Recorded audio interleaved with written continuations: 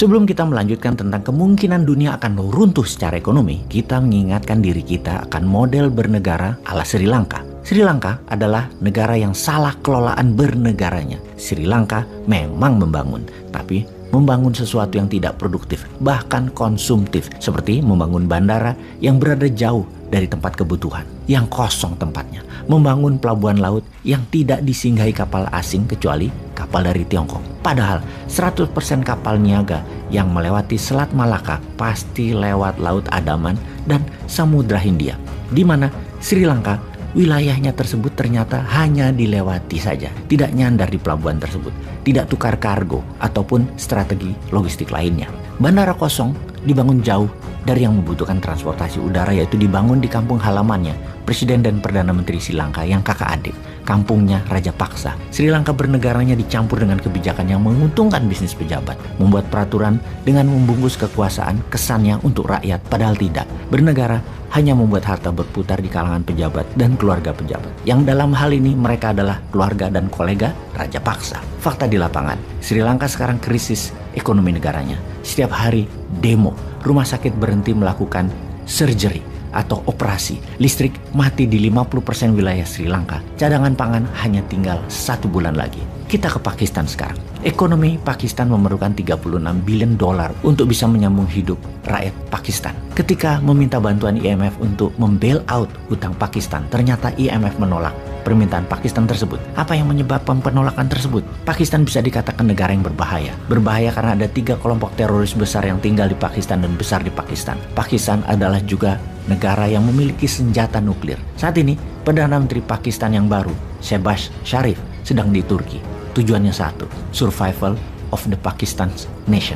Pakistan memerlukan cash untuk membayar kewajibannya sebesar 36 billion dolar. Pakistan desperate, namun sejauh ini tidak ada yang membantunya. Apakah Pakistan menjadi Brazilnya Amerika Latin di krisis ekonomi di tahun 80-an seperti Meksiko bangkrut? Meksikonya sekarang adalah Sri Lanka. Pakistan cadangan devisanya tinggal 10 billion dolar yang hanya bisa untuk biaya 2 bulan negara Pakistan. Minta bantuan IMF ditolak. Juga karena IMF meminta Pakistan merubah strategi keuangan bernegaranya terlebih dahulu, yaitu cut cost, lebih efisien, mencabut subsidi BBM dan listrik, naikin pajak, swastakan 2 bank negara. Bank tersebut untuk jadi swasta karena selama menjadi bank BUMN inilah ladang korup. Melepas dukungan kepada kelompok teroris Taliban, ISIS, dan Al-Qaeda yang total sekitar ada 40.000 pasukan teroris bersenjata tersebut di sana dan mengusir keluar dari Pakistan. Pakistan harus bukan lagi teroris safe haven. Solusi yang dicoba Pakistan kemudian yaitu menerbitkan surat hutang atau bond. Ternyata tidak ada juga yang membeli. Lalu Pakistan merapat ke friendly country yaitu Tiongkok sebagai negara pemberi hutang proyek terbesar Pakistan dan ditolak juga sama Tiongkok. Kemudian merapat ke Saudi Arabia serta ke Uni Emirat Arab, juga ditolak. Syarat negara sahabat itu hanya satu, kalau disetujui IMF mereka baru bantu. Kita rincikan lagi sebenarnya apa sih aslinya kenapa negara-negara nggak ada yang mau bantu Pakistan. Karena kebiasaan buruk dari negara Pakistan itu. Pakistan itu dalam 20 tahun terakhir sudah di bail out 22 kali dan memang parah ngelola negaranya. Untuk yang nomor 23 kali ini semua mundur, ambiar itu Pakistan mengikuti jejak Sri Lanka. Sekarang kita ke Argentina. Inflasinya mencapai 50% dalam 6 bulan ini karena mahalnya impor BBM dan pangan.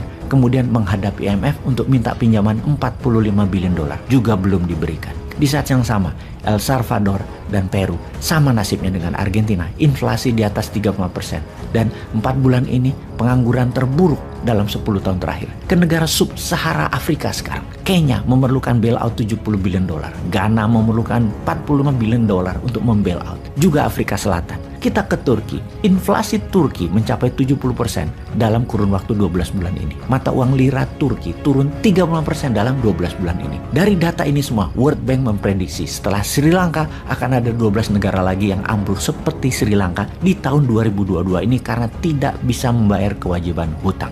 Kita samerikan informasi kali ini. Sebagian besar negara berkembang punya masalah pinjaman yang besar dan berat. Anggaran nasional sudah di ujung habis. Semua dipaksa memotong anggaran negara.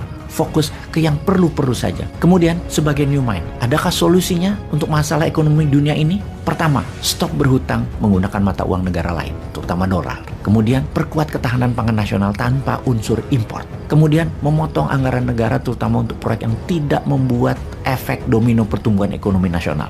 Jangan lagi mengambil pinjaman asing dan membangun tanpa mengaktifkan kekuatan ekonomi nasional yang ikut membangun. Misalnya ada sebuah proyek, 80% yang minimum adalah kekuatan nasional, baik dari bahan baku, SDM, dan modal. Proyek dengan mengandalkan dana asing, tenaga kerja asing, dan uang asing, serta teknologi asing, jangan lagi diberikan peluang karena bisa menjadikan kita tersandera, terjebak hutang. Sungguh, krisis hutang ekonomi bisa menyebabkan krisis keamanan, krisis pertahanan, dan krisis kedaulatan negara.